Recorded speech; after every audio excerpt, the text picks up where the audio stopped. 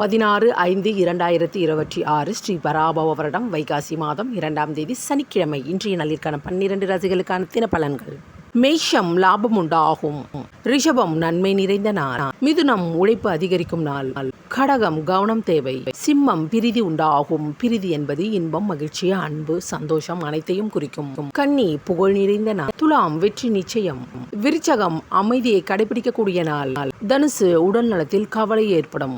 மகரம் ஓய்வு நிறைந்த நாள். கும்பம் புகழ் நிறைந்த நாள். மீனம் தேர்ச்சி உண்டாகும்.